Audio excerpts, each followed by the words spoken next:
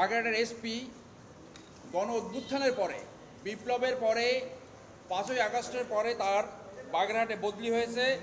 1 September 2024 তারিখে তিনি দায়িত্ব গ্রহণ করেন। দুর্ভাগ্য হলেও যে বিপ্লবের একটি চেতনা ছিল দুর্নীতিমুক্ত সমাজ গড়ার, তিনি দায়িত্ব গ্রহণ করার পরপরই সীমাহীন দুর্নীতিতে লিপ্ত হয়েছেন। ইতিমধ্যে তিনি 10 কোটি, কম বেশি 10 কোটি টাকার দুর্নীতি করেছেন বলে আমাদের কাছে তথ্য এসেছে। এমন কোনো খাত নাই তার নিয়ন্ত্রণে তিনি সেখানে দুর্নীতি করেননি। মনিয়ারি স্বাস্থ্যবিধান সামগ্রী এবং ব্যবহার্য দ্রব্যাদি, এইখানে তিনি 45 লক্ষ টাকার দুর্নীতি করেছেন। রেশন সামগ্রী কেনাকাটা, এইখানে তিনি 37.77 লক্ষ টাকা দুর্নীতি করেছেন। ঔষধ সামগ্রী ক্রয়ে তিনি 15 লক্ষ টাকার দুর্নীতি করেছেন। শল্য চিকিৎসা সরঞ্জাদি, এইখানে তিনি 6 লক্ষ টাকার দুর্নীতি করেছেন।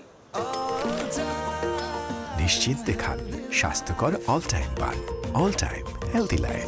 মোটরযান ক্রয়, মেরামত ইত্যাদি 45 লক্ষ টাকা দুর্নীতি করেছেন।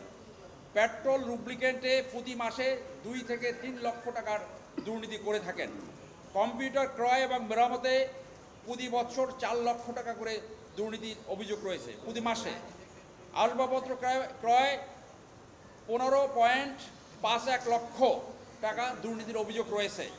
ওয়াটার ট্রিটমেন্ট খাতে তিনি 10 লক্ষ টাকার দুর্নীতি করেছেন। এর চেয়েও ইন্টারেস্টিং হলো, চোরের উপরে উনি বাটপারি করেছেন। ওনার আগে এইখানে ভূতপূর্ব যে এসপি ছিল আবুল হাসনাত 2023 অর্থ বছরে 59 লক্ষ টাকার আসবাবপত্র ক্রয় করেছিলেন। আসবাবপত্র তিনি গ্রহণ না করে টাকা উঠাই নিছেন। এই এসপি তহিদুল আরিফ, উনি এসে এইটা জেনে ওই ভূতপূর্ব এসপিকে চাপ সৃষ্টি করে সেই টাকা উনি গ্রহণ করেছেন, কিন্তু উনিও আসবাবপত্র সেইটা যেখানে নেওয়ার কথা নেয় নাই, গ্রহণ করে নাই। অর্থাৎ চোরের উপরে বাটপারি। কাঁচামাল এবং খুচরা যন্ত্রাংশ, এইখানে এই খাতে 29 লক্ষ টাকা খরচ দেখিয়েছেন, অথচ এর অর্ধেকের বেশি সে কিনে নাই। এছাড়া রয়েছে নিয়োগ ও বদলি বাণিজ্য। আমরা আজকে দুর্নীতি দমন কমিশনে তার এই প্রাপ্ত অভিযোগের উপরে অনুসন্ধান করার জন্য আবেদন করেছি।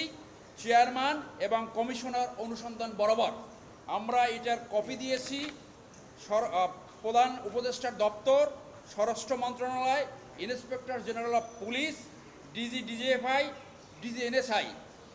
তিনি এমনকি একজন ভুক্তভোগীর কাছ থেকে 60 লক্ষ টাকার ডিমান্ড করে ক্রস ফায়ারের ভয় দেখায়া তিনি সেখানে 30 লক্ষ টাকার দুর্নীতি করেছেন। একজন সার্ভিং এসপির বিরুদ্ধে যদি এরকম অভিযোগ হয়, তাহলে বাংলাদেশের মানুষ কোথাও সেবা পাবে না। আমরা ইতিমধ্যে যারা বিগত দিনে মন্ত্রী এমপি ছিল, সেনাবাহিনীর সদস্য এবং অন্যান্য খাতে তাদের দুর্নীতির বিরুদ্ধে আমরা অভিযোগ করেছি। এখন আমরা একজন কর্মরত এসপির বিরুদ্ধে আমরা এই অনুসন্ধানের জন্য আবেদন জানিয়েছি। আপনাদের মাধ্যমে আমি সবাইকে একটা মেসেজ দিতে চাই, সেইটা হলো, যেখানে দুর্নীতি আপনারা সরাসরি দুদকে আবেদন করেন, আর সরাসরি যদি দুর্নীতি আবেদন না করেন আমাদের কাছে আসেন, আমরা আপনাদের পক্ষে আবেদনের ব্যবস্থা করব। দুর্নীতি দমন কমিশন, আমি আশা করব অতি শীঘ্র এইটা অনুসন্ধানের ব্যবস্থা গ্রহণ করে আইনগত ব্যবস্থা গ্রহণ করবে। এবং যারা এখন বিভিন্ন ক্ষেত্রে কর্মরত রয়েছে তাদের প্রতি আমাদের একটা মেসেজ, কোনোভাবে দুর্নীতিতে লিপ্ত হবেন না। আপনি যদি দুর্নীতিতে লিপ্ত হন, আমরা আমাদের যতটুকু করণীয় সেটুকু করব।